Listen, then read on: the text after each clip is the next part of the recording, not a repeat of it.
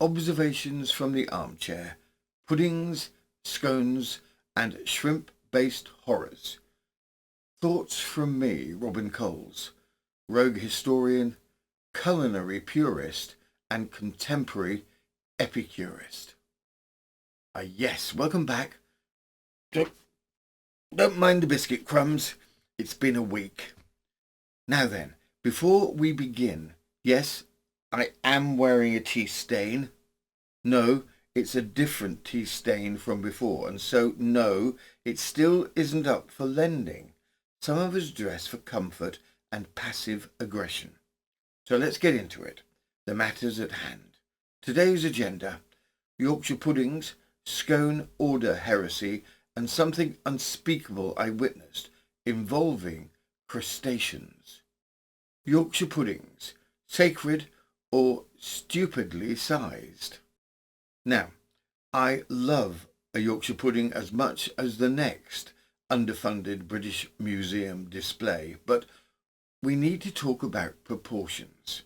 A Yorkshire pudding should be light, golden, and just the right size to cradle a spoonful of gravy like it's offering the Queen a canapé. But what we're getting now, gargantuan monstrosities the size of satellite dishes. You order a Sunday roast and they wheel out what looks like a culinary top hat filled with disappointment and undercooked parsnips. I saw one last week so large I considered using it as an emergency canoe. Yorkshire, I salute your enthusiasm, but let's rein it in before we have to register them with the Civil Aviation Authority. Scones. The correct order. There is one. Let us now address a scandal so profound I hesitate to speak about it aloud. Cream first or jam? Yes, the Great British Scone Division. Now, I'm not here to start a civil war. That's Edna's job. But let me be clear. Jam first, then cream. Why? Because jam is a spread and cream is a topping. That's just physics, or etiquette, possibly jam physics. I didn't invent the rules.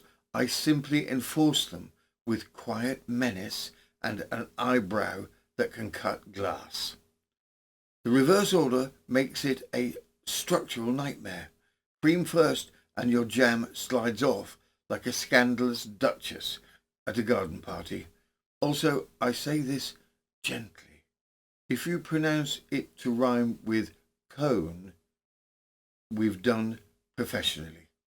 Shrimp heads in Norway, a horror in 3 acts.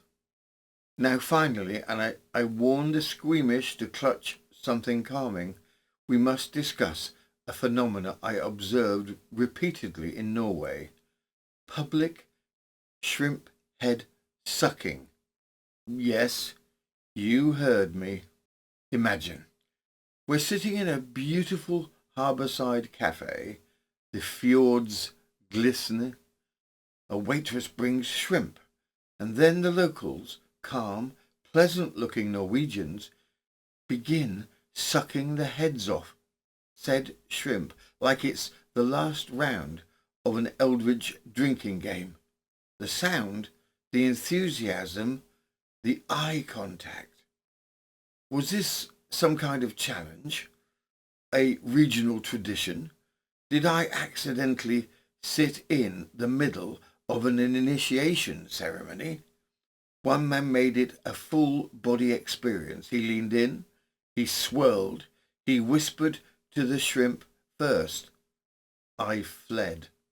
To this day, if I hear suction within 10 feet of seafood, I'm back in Oslo, clutching my tea and whispering, "Not again," into the sugar cubes. Anyway, that's quite enough culinary trauma for one afternoon. I'm Robin Coles, rogue historian, armchair anthropologist, and reluctant witness to scampi-based ritual. If you've enjoyed this lightly unhinged tirade, support the cause of common sense on Ko-fi, or come join our glorious strange tribe over on Patreon. We've got over 600 tales, scandals and crimes, and not a single shrimp head in sight. Until next time, remember, scones are not up for negotiation, and Yorkshire puddings are not flotation devices. Mind the badgers, they're watching. Still traumatized? So are we. If you've enjoyed this lightly unhinged tirade, we have a full printed therapy session that can be found in volume 1 of Slightly Unreliable Memoirs, 24 pages of illustrated misadventure, indignation, and the occasional rogue vegetable. Or do you have a favourite of the team? Check out their individual adventures, available now via our Ko-fi shop. And should you crave more tales that feel like a tea-stained diary read aloud by an exhausted museum docent with opinions, you'll find hundreds more on our Patreon page. And if you just want to hang out and hear about our latest disagreement over the potential hidden agenda of the local postman, pop over to our blog site on Ko-fi. Hope to see you there. Thus concludes today's broadcast of Culinary Dismay. I'm now lying flat with cucumber slices on my eyes and a strict no shellfish policy. Colin has issued a statement, but it's just a sketch of a shrimp crossed out with dramatic flair. Until next time, jam first, mind the fjords, and trust no crustaceans. Robin, signing off.